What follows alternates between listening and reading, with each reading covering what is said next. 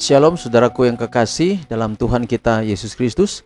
Puji Tuhan, kita ada di tanggal 16 Juni tahun 2021 dan renungan kita di pagi ini dengan judul Daniel diberkati karena memilih yang terbaik. Daniel diberkati karena memilih yang terbaik. Sebelumnya mari kita berdoa. Bapa di surga, kami akan dengarkan firman-Mu, dan biarlah firman-Mu pagi ini adalah roti hidup. Roh Kudus menuntun agar kami boleh mengerti dan mempraktekannya. Dalam nama Yesus kami telah berdoa. Amin. Ayat inti kita Daniel 1 ayat 15. Setelah lewat 10 hari, ternyata perawakan mereka lebih baik dari mereka, kelihatan lebih gemuk daripada semua orang muda yang telah makan dari santapan raja. Orang muda haruslah berdiri dalam satu keadaan di mana hati mereka seluruhnya boleh menjadi milik Tuhan, di mana mereka sedang menghormati Allah dengan kekuatannya. Kemudian Allah akan menghormati mereka oleh memberikan kepada mereka pengetahuan dan hikmat. Demikianlah diperbuat oleh Daniel di istana Babel, berpegang teguh pada prinsip di tengah orang-orang kafir yang menyeleweng. Daniel berketetapan untuk tidak menajiskan dirinya dengan santapan raja. Daniel dan teman-temannya tidak mengetahui apa yang akan menjadi akibat dari keputusan mereka itu. Mereka tidak tahu bahwa karena itu mereka akan kehilangan nyawa, tetapi mereka bertekad akan memelihara jalan yang benar, yakni pengendalian diri yang ketat, bahkan ketika dalam istana Babel yang durhaka itu. Melalui teladan Daniel dan teman-temannya di Babel, kita melihat bahwa adalah mustahil untuk mencapai standar yang Tuhan mau supaya dicapai oleh anak-anaknya, dan mempraktikkan suatu jenis agama yang gampang serta mudah beradaptasi, meninggalkan prinsip dan dikendalikan oleh keadaan. Orang-orang muda yang mau berbakti kepada Allah yang di surga tidak dapat ikut serta dalam kesenangan duniawi, makan-makan mewah yang melemahkan, atau minum-minuman keras yang disajikan kepada mereka oleh orang-orang dunia yang terhormat atau kaya, karena mereka takut kena marah oleh menolak pemberiannya. Mungkin mereka berpikir bahwa mereka tidak atau telah diberikan penghormatan yang istimewa dan kesopanan menuntut penerimaan kebaikan yang diberikan kepada mereka. Tetapi kesetiaan kepada Allah harus diutamakan, dan tabiat tidak menghina Tuhan yang di surga mesti mengendalikan orang Kristen. Raja Babel berpikir bahwa baginda sedang mengaruniakan hadiah yang besar pada Daniel dan teman-temannya, tetapi mereka menaruh penghormatan kepada perintah Allah lebih daripada pemberian raja itu. Allah menghormati Daniel, dan ia akan menghormati tiap-tiap orang muda yang mengikuti langkah yang diambil oleh Daniel dalam menghormati Allah.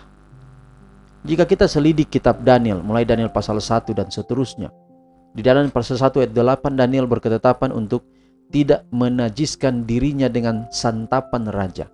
Santapan raja ini maksudnya juga adalah disebut di dalam kitab Daniel adalah pelabur. Pelabur ini adalah tunjangan.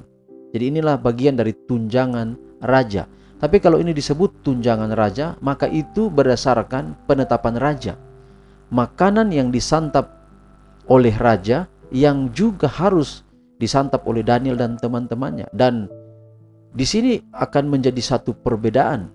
Apa yang menjadi makanan Daniel dan teman-temannya sebagai seorang Yahudi, sebagai seorang Ibrani, sebagai orang penurut hukum Tuhan, dan apa yang dimakan oleh raja yang tidak seperti orang Ibrani.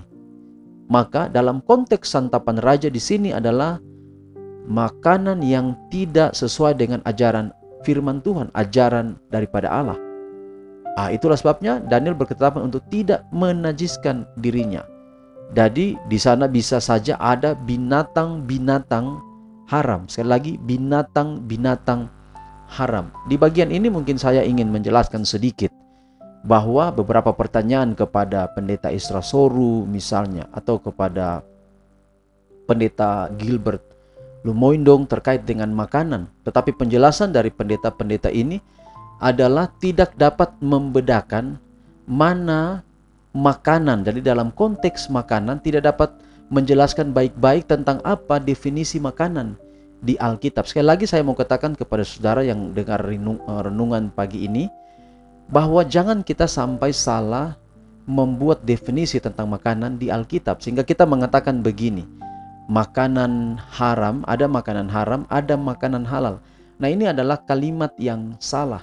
Karena di Alkitab tidak pernah ada makanan haram dan makanan halal.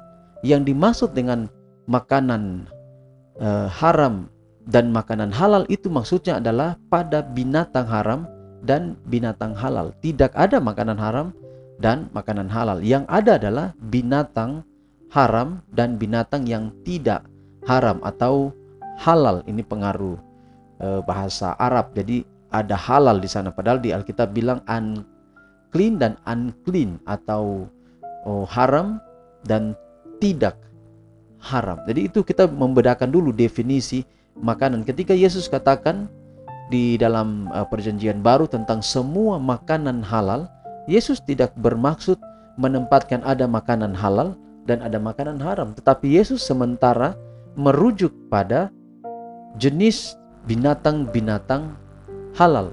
Nah, di Alkitab kalau kita telusuri ada 3 makanan untuk manusia. Ini 3 kelompok makanan, mulai dari makanan original yaitu buah-buahan.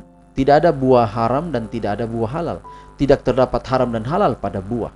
Lalu kemudian zeroim pada jenis yang kedua, yaitu sayur atau tumbuhan di padang. Nah, tidak ada sayur haram, tidak ada juga sayur halal.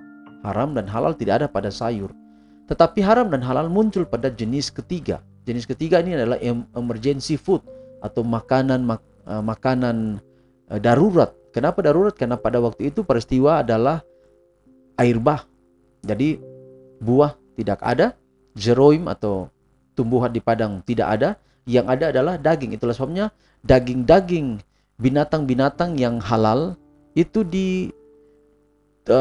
jumlahnya adalah 7 pasang atau 14 ekor.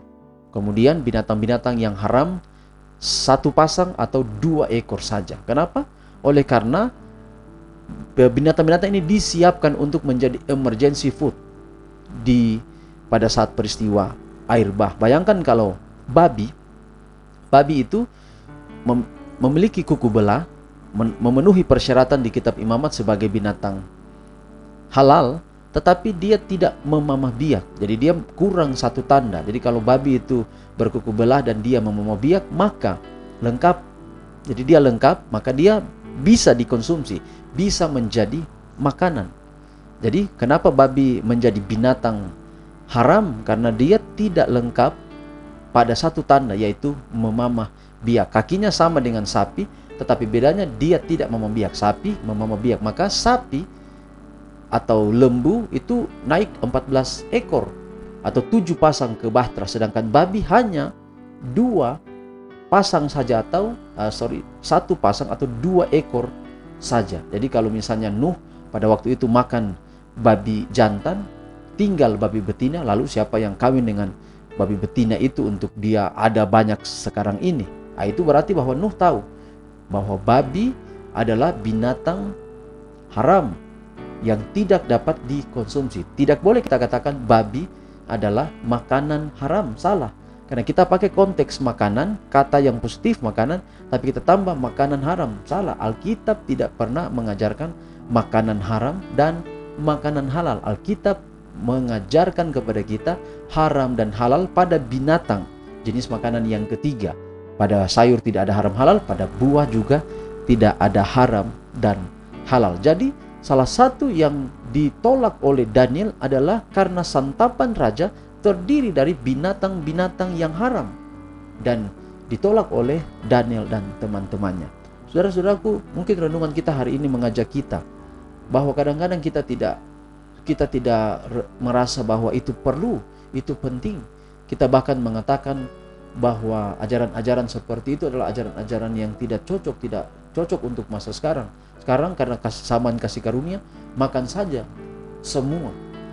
Nah, pada pagi hari ini saya ingin mengajak saudara-saudara, mari kita menelaah Alkitab dengan benar. Mari kita menelaah Alkitab dengan baik agar supaya kita tidak tersesat. Kalau benar babi itu bisa dimakan di zaman perjanjian baru, kenapa Yesus tidak mencontohkan, kenapa Yesus tidak memberitahukan kepada kita bahwa semua perjanjian lama telah berakhir? Walaupun saudara, di kitab Timotius, di kitab Kolose, bahkan ada orang yang mengambil cerita tentang Petrus bermimpi di perahu atau di kapal itu semua binatang ada. Dalam konteks makanan, itu bukan konteks makanan, itu adalah konteks Yahudi dan non-Yahudi.